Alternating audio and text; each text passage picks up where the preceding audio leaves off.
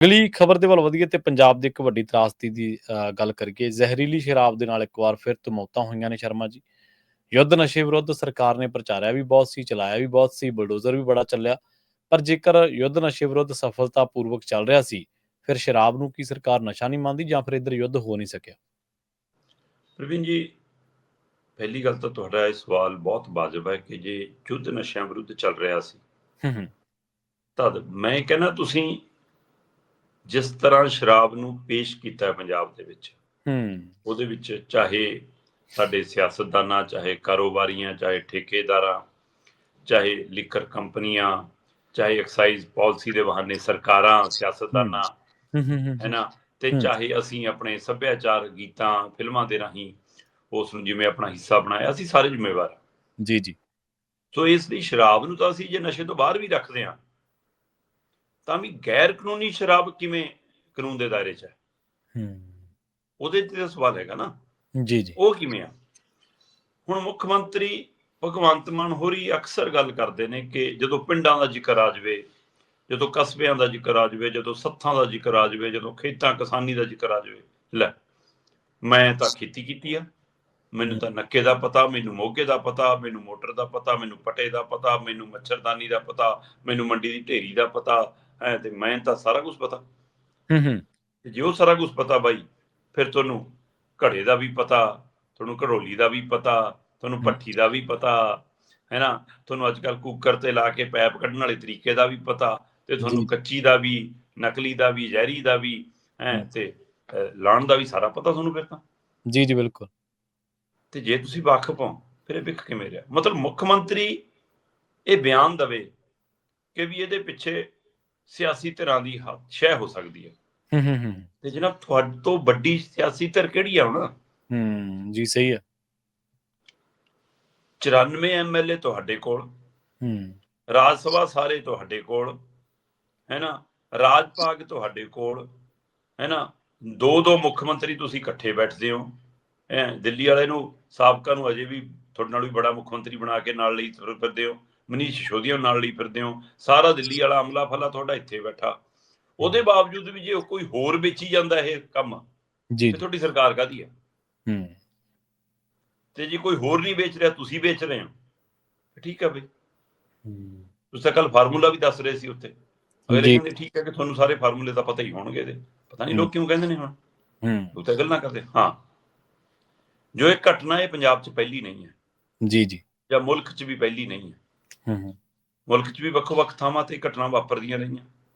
ਸ਼ਰਾਬਬੰਦੀ ਕਰਕੇ ਵੀ ਦੇਖ ਲਈ ਕਈ ਮੁਲਕਾਂ ਨੇ, ਉੱਥੇ ਕੀ ਹਾਲ ਹੈ, ਕਈ ਸੂਬਿਆਂ ਨੇ ਉੱਥੇ ਕੀ ਹਾਲ ਆ, ਬਹੁਤ ਵੀ ਵਾਕਫ ਆ। ਹਰਿਆਣਾ 'ਚ ਬੰਸੀ ਲਾਲ ਨੇ ਕੀਤੀ ਸੀ, ਅਗਲੇ ਆਪਣਾ ਮੰਜਾ ਵੀ ਨਾਲ ਲਿਆਉਂਦੇ ਸੀ ਤੇ ਪੰਜਾਬ ਦੇ ਢਾਬਿਆਂ ਤੇ ਆ ਕੇ ਪੀਂਦੇ ਸੀ, ਆਪਣੇ ਮੰਜਿਆਂ ਤੇ ਰਹਿੰਦੇ ਸੀ, ਫਿਰ ਪਿੰਡ ਵਾਲੇ ਸਣਾ ਮੰਜਾ ਚੱਕ ਕੇ ਲੈ ਜਾਂਦੇ ਸੀ, ਹੈ ਨਾ। ਤੇ ਗੁਜਰਾਤ ਨੇ ਵੀ ਕਰਕੇ ਦੇਖੀ ਹੋਈ ਹੈ, ਸਭ ਨੂੰ ਪਤਾ ਹੈ ਕਿ ਉੱਥੇ ਕੀ ਹਾਲ ਹੈ। ਸੋ ਇਹ ਸਰਕਾਰੀ ਤੌਰ ਤੇ ਤਾਂ ਸ਼ਰਾਬਬੰਦੀ ਹੋ ਸਕਦੀ ਆ, ਪਰ ਕਾਰੋਬਾਰੀ ਤੌਰ ਤੇ ਨਹੀਂ ਹੁੰਦੀ ਜਨਾਬ। ਔਰ ਉਹ ਕਾਰੋਬਾਰ ਹਮੇਸ਼ਾ ਸਰਕਾਰ ਦੀ, ਪ੍ਰਸ਼ਾਸਨ ਦੀ ਸ਼ਹਿ ਤੇ ਚੱਲਦਾ ਹੈ। ਔਰ ਇਹ ਅਸੰਭਵ ਹੈ ਕਿ ਚਾਹੇ ਆ ਮਜੀਠਾ ਵਾਲੀ ਘਟਨਾ ਹੈ, ਚਾਹੇ ਉਹ ਪਹਿਲਾਂ ਤਰਨਤਾਰਨ ਖੇਤਰ ਵਾਲੀ ਘਟਨਾ ਹੋਵੇ, ਚਾਹੇ ਉਹ ਸੰਗਰੂਰ ਵਾਲੀ ਘਟਨਾ ਹੋਵੇ, ਪੰਜਾਬ 'ਚ ਜਿੰਨੀਆਂ ਸ਼ਰਾਬ ਨਾਲ ਸੰਬੰਧਿਤ ਘਟਨਾ ਵਾਪਰੀਆਂ, ਉਹ ਮੌਕੇ ਦੀ ਸਰਕਾਰ, ਮੌਕੇ ਦੇ ਲੀਡਰ ਤੇ ਮੌਕੇ ਦੇ ਪ੍ਰਸ਼ਾਸਨਿਕ ਅਧਿਕਾਰੀਆਂ ਦੀ ਸ਼ਹਿ ਤੋਂ ਬਿਨਾਂ ਹੁੰਦੀ, ਉਹ ਸੰਭਵ ਹੈ। ਇਹੀ ਹੈ ਸੱਚਾਈ, ਇਹ ਹੈ ਕਿ ਉਹ ਤੋਂ ਬਿਨਾਂ ਨਹੀਂ ਚੱਲਦਾ ਇਹ। ਹੁਣ ਫਿਰ ਪਛਾਣੋ ਨਾ, ਆਹ ਸਸਪੈਂਡ ਕਰਤੇ ਜੀ, ਆਹ ਬਦਲੀ ਕਰਤੀ ਜੀ, ਉਹ ਤਾਂ ਬਹਾਲ ਹੋ ਜਾਣਗੇ ਭਾਈ, ਮੁੜ ਕੇ ਕਿਹਨੇ ਪੁੱਛਣਾ? ਸਹੀ ਗੱਲ ਹੈ। ਹਾਂ, ਜਿਹੜਾ ਦੂਜਾ ਸਵਾਲ ਇੱਥੇ ਖੜਾ ਹੈ, ਗਿਣਤੀ ਲਗਾਤਾਰ ਵੱਧ ਰਹੀ ਹੈ, ਕਈ ਬੋਲਣ ਤੋਂ ਸਮਰਥ ਨੇ, 9-10 ਬੰਦੇ ਤਾਂ ਅਜਿਹੇ ਨੇ ਜਿਨ੍ਹਾਂ ਦੇ ਗਲੇ ਚੋਂ ਅਜੇ ਤੱਕ ਬੋਲ ਨਹੀਂ ਨਿਕਲ ਰਿਹਾ। 15 ਤੋਂ ਸ਼ੁਰੂ ਹੋਈ ਸੀ, 17 ਹੋ ਗਈ, 17 ਤੋਂ ਵੱਧ ਕੇ 19 ਹੋ ਗਈ, 19 ਤੋਂ ਵੱਧ ਕੇ 21 ਹੋ ਗਈ, ਤੇ ਹੋ ਸਕਦਾ ਕਿ ਹੁਣ ਵੀ ਕੁਛ ਨਾ ਕੁਛ ਵਾਪਰ ਗਿਆ ਹੋਵੇ, ਕਿਉਂਕਿ ਲਗਾਤਾਰ 3-4 ਪਿੰਡ ਨੇ, ਭੰਗਾਲੀ ਕਲਾਂ, ਮਰਾਂਡੀ ਕਲਾਂ, ਜਯੰਤੀਪੁਰ, ਇਹ ਸਾਰੇ ਮਜੀਠਾ ਖੇਤਰ ਦੇ ਪਿੰਡ ਨੇ। ਤੇ ਮੁੱਖ ਮੰਤਰੀ ਸਾਹਿਬ ਇਸ ਮਸਲੇ ਦੇ ਉੱਤੇ ਚਾਰਜੋਈ ਕਰ ਰਹੇ ਨੇ, ਕਹਿੰਦੇ ਜੀ ਅਸੀਂ ਕਾਰਵਾਈ ਪਾਤੀ ਆ, ਬਖਸ਼ੇ ਨਹੀਂ ਜਾਣਗੇ ਦੋਸ਼ੀ। ਪਰ ਲੋਕ ਕਹਿੰਦੇ ਕਿ ਬਾਈ ਸਭ ਨੂੰ ਪਤਾ ਇੱਥੇ ਇਲਾਕਿਆਂ 'ਚ ਕਿ ਕਿਹਦਾ ਕਾਰੋਬਾਰ ਹੈ, ਕੌਣ ਕਰਾਉਂਦਾ ਹੈ, ਕੌਣ ਚਲਾਉਂਦਾ ਹੈ, ਤੇ ਸੱਤਾ ਆਉਣ ਤੇ ਕਿਵੇਂ ਉਹ ਸੱਤਾ ਦੇ ਹੋ ਜਾਂਦੇ ਨੇ ਇਹ, ਹੈ ਨਾ, ਕੋਈ ਫਰਕ ਨਹੀਂ। ਕਹਿੰਦੇ ਇਹ ਰੁਕਣਾ ਨਹੀਂ ਗਾ, ਕਹਿੰਦੇ ਜੀ ਬਿਲਕੁਲ। ਤੇ ਜੇ ਲੋਕਾਂ ਨੂੰ ਪਤਾ ਹੈ ਤਾਂ ਸਰਕਾਰ ਨੂੰ ਪਤਾ ਨਹੀਂ ਗਾ, ਤੇ ਜੇ ਪਤਾ ਹੈ ਤਾਂ ਫਿਰ ਇਹ ਕਿਉਂ ਹੁੰਦਾ? ਦੂਸਰੇ ਪਾਸੇ ਸਰਦਾਰ ਹਮੀਰ ਸਿੰਘ ਕੱਲ ਇੱਕ ਬੜਾ ਵੱਖਰਾ ਬਿਆਨੀਆ ਕਰ ਰਹੇ ਸੀ ਇਸ ਮਸਲੇ ਤੇ। ਉਹ ਕਹਿੰਦੇ ਵੀ ਸਰਕਾਰ ਸ਼ਰਾਬ ਦੇ ਠੇਕੇ ਖਿਲਾ ਕੇ ਕਮਾਈ ਕਰਦੀ ਆ। ਹਾਂਜੀ। ਤੇ ਜੇ ਤੁਸੀਂ ਸ਼ਰਾਬ ਦੇ ਠੇਕਿਆਂ ਨੂੰ ਜੈਨੂਨ ਮੰਨ ਕੇ ਕਰਦੇ ਹੋ ਤਾਂ ਉੱਥੇ ਗਰੀਬ ਗਰੂਬੇ ਜੋਗੀ ਵੀ ਰੱਖ ਲਓ ਤਾਂ ਕੋਈ, ਕਿ ਉਹਨਾਂ ਦੇ ਭਾਅ ਸਿਰ ਦੀ ਵੀ ਕੋਈ, ਉਹਨਾਂ ਦੇ ਜੇਬ ਦੇ ਜੋਗੀ ਵੀ, ਜੇ ਤੁਸੀਂ ਪਲਾਉਣ ਤੇ ਹੀ ਆ ਗਏ ਫਿਰ ਤੁਸੀਂ ਉਹਨਾਂ ਦਾ ਹਿਸਾਬ ਕਿਤਾਬ ਵੀ ਕੋਈ ਰੱਖ ਲਓ।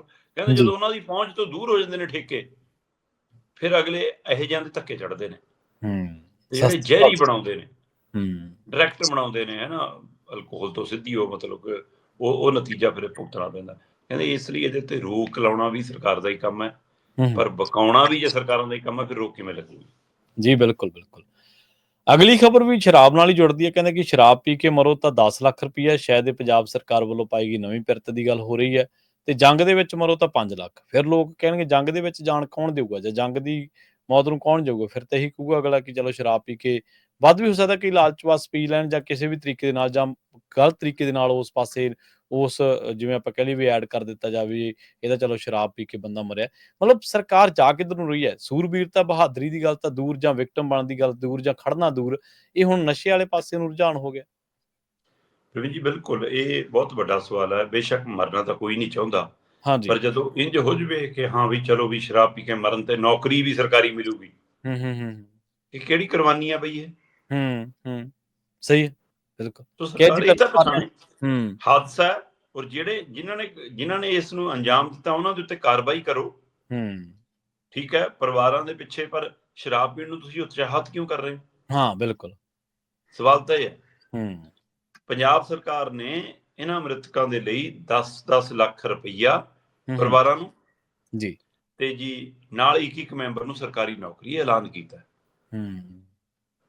ਤੇ ਇਹ ਕਿਹੜਾ ਕ੍ਰਾਈਟੇਰੀਆ ਮੈਨੂੰ ਨਹੀਂ ਪਤਾ, ਇਹ ਵੋਟ ਕ੍ਰਾਈਟੇਰੀਆ ਹੀ ਹੈ ਬਿਲਕੁਲ, ਜਾਂ ਕੋਈ ਹੋਰ ਮਸਲਾ ਹੈ। ਦੂਸਰੇ ਪਾਸੇ ਤੁਹਾਡੇ ਧਿਆਨ ਚ ਹੋਣਾ ਕਿ ਜਦੋਂ ਲਗਾਤਾਰ ਉਧਰੋਂ ਗਵਾਂਢੀ ਮੁਲਕ ਤੋਂ ਗ੍ਰਨੇਡ ਆ ਰਹੇ ਸੀ, ਰਾਕਟ ਆ ਰਹੇ ਸੀ, ਉਹ ਦੂਏ ਡਰੋਨ ਆ ਰਹੇ ਸੀ, ਉਹ ਸਾਰਿਆਂ ਦੇ ਦਰਮਿਆਨ ਪੰਜਾਬ ਦੇ ਫਿਰੋਜ਼ਪੁਰ ਦੇ ਖੇਤਰ ਦੇ ਵਿੱਚ ਇੱਕ ਪਰਿਵਾਰ ਉਹਦੀ ਚਪੇਟ ਚ ਆਇਆ ਤੇ ਉਹ ਝੁਲਸਿਆ ਗਿਆ। 3 ਜੀ ਸੀਗੇ। 50 ਸਾਲਾ ਔਰਤ ਸੀਗੀ ਜਿਹੜੀ ਸੁਖਵਿੰਦਰ ਕੌਰ, ਉਹਦਾ ਘਰ ਵਾਲਾ ਸੀ 55 ਸਾਲਾ ਲਖਵਿੰਦਰ ਸਿੰਘ, ਇਹਨਾਂ ਦਾ ਬੇਟਾ ਸੀਗਾ ਕਰੀਬ 24 ਸਾਲ ਦਾ ਮੁੰਡਾ ਜਸਵੰਤ ਸਿੰਘ।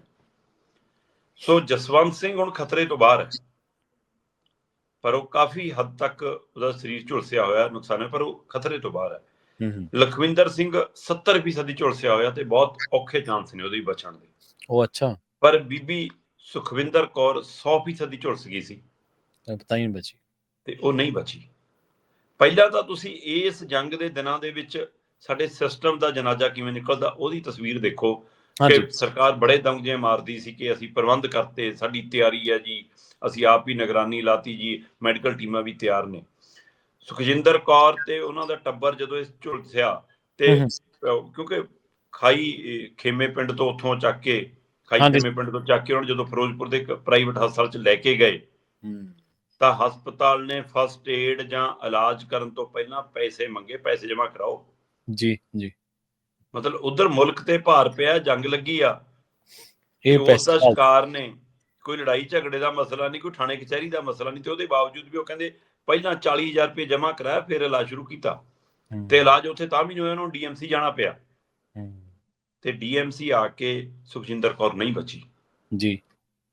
ਹੁਣ ਇਸ ਡਰੋਨ ਅਟੈਕ ਦੇ ਵਿੱਚ, ਇਸ ਜੰਗੀ ਮਾਹੌਲ ਦੇ ਵਿੱਚ ਇਹ ਪਰਿਵਾਰ ਤੇ ਆਫਤ ਡਿੱਗੀ ਤੇ 1 ਜੀ ਚਲਾ ਗਿਆ ਤੇ 2 ਅਜੇ ਹਸਪਤਾਲ 'ਚ ਮੰਜਿਆਂ ਤੇ ਪਏ ਨੇ। ਠੀਕ ਹੈ, ਤੇ ਮੁੱਖ ਮੰਤਰੀ ਸਾਹਿਬ ਕਹਿੰਦੇ ਵੀ ਸੁਖਜਿੰਦਰ ਕੌਰ ਦੇ ਪਰਿਵਾਰ ਨੂੰ ਉਸ ਦੀ ਇਸ ਮੌਤ ਦੇ ਬਦਲੇ ਮੈਂ 5 ਲੱਖ ਰੁਪਈਆ ਸਰਕਾਰੀ ਸਹਾਇਤਾ ਦਿੰਦਾ। ਉਹਦੇ ਲਈ 5 ਲੱਖ, ਤੇ ਆ ਮਜੀਠਾ 'ਚ ਜ਼ਹਿਰੀ ਸ਼ਰਾਬ ਪੀ ਕੇ ਮਰਨ ਵਾਲਿਆਂ ਦੇ ਲਈ 10 ਲੱਖ ਸਰਕਾਰੀ ਨੌਕਰੀ। ਹੁਣ ਫਿਰ ਸਵਾਲ ਤਾਂ ਉੱਠਣਗੇ, ਬਿਲਕੁਲ, ਸੋਸ਼ਲ ਮੀਡੀਆ ਤੇ ਹਨੇਰੀ ਆਉਣ ਲੱਗ ਪਈ। ਅਗਲੇ ਕਹਿੰਦੇ ਵੀ ਸ਼ਰਾਬ ਵਾਲੇ ਉਹਦਾ ਦੇਣਾ ਬਣਦਾ ਮੁੱਖ ਮੰਤਰੀ ਦਾ, ਕਿ ਉਹਦਾ ਪਤਾ ਨਹੀਂ ਕੀ ਸਾਂਝ ਆ, ਹੁਣ ਤਾਂ ਲੋਕ ਜਾਣਨਗੇ ਕਿਉਂ ਉਧਰ ਨੂੰ ਹੇਜ ਆ। ਅਗਲੇ ਕਹਿੰਦੇ ਲੋਕਾਂ ਨੇ ਸੋਸ਼ਲ ਮੀਡੀਆ ਤੇ ਤਰ੍ਹਾਂ ਦੀ ਵੀਡੀਓ ਪਾਉਣੀ ਸ਼ੁਰੂ ਕਰਤੀਆਂ ਕਿ ਭਾਈ ਇਹ ਭਾਈਚਾਰਾ, ਇਹ ਆ, ਇਹ ਉਹ ਹੈ। ਚਲੋ ਜੀ, ਆਖਰ ਜੀ ਸੰਜੀਵ ਅਰੋੜਾ ਜੀ ਸਾਹਮਣੇ ਆ ਗਏ ਬਈ ਲੁਧਿਆਣੇ ਤੋਂ ਉਮੀਦਵਾਰ ਨੇ। ਉਹ ਕਹਿੰਦੇ 2 ਲੱਖ ਸੁਖਜਿੰਦਰ ਕੌਰ ਦੇ ਪਰਿਵਾਰ ਨੂੰ ਮੈਂ ਵੀ ਦੇਵਾਂਗਾ।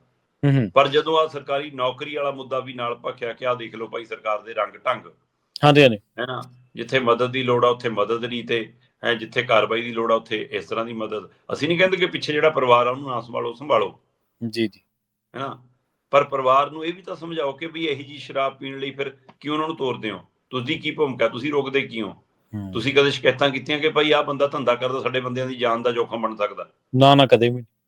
ਫਿਰ ਇਹ ਸਾਰੀ ਸਥਿਤੀ ਦੇ ਵਿੱਚ ਫਿਰ ਸੰਜੀਵ ਅਰੋੜਾ ਨੂੰ ਕਿਹਾ ਕਿ ਨਹੀਂ 2 ਲੱਖ ਨਾਲ ਨਹੀਂ ਸਰਦਾ, ਤੂੰ 5 ਲੱਖ ਦੇ। ਫਿਰ ਸਰਕਾਰ ਨੇ ਐਲਾਨਿਆ ਕਿ ਸੁਖਜਿੰਦਰ ਕੌਰ ਨੂੰ ਵੀ 10 ਲੱਖ, 5 ਲੱਖ ਅਸੀਂ ਦੇਵਾਂਗੇ, 5 ਲੱਖ ਸਾਡੇ MP ਸਾਹਿਬ ਰਾਜ ਸਭਾ ਵਾਲੇ ਆਪਣੇ MP ਕੋਟੇ ਚੋਂ ਦੇਣਗੇ।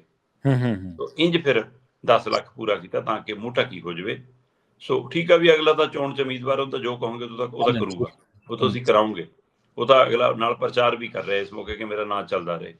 ਸੋ ਇਹ ਸਾਰੀ ਪ੍ਰਕਿਰਿਆ ਨੇ ਸਵਾਲ ਪੈਦਾ ਕੀਤਾ ਜੀ ਕਿ ਸ਼ਰਾਬ ਪੀ ਕੇ ਮਰਨ ਵਾਲਿਆਂ ਲਈ 10 ਲੱਖ ਤੇ ਨੌਕਰੀ, ਤੇ ਜੰਗ ਦੇ ਵਿੱਚ ਮਰਨ ਵਾਲਿਆਂ ਲਈ 5 ਲੱਖ।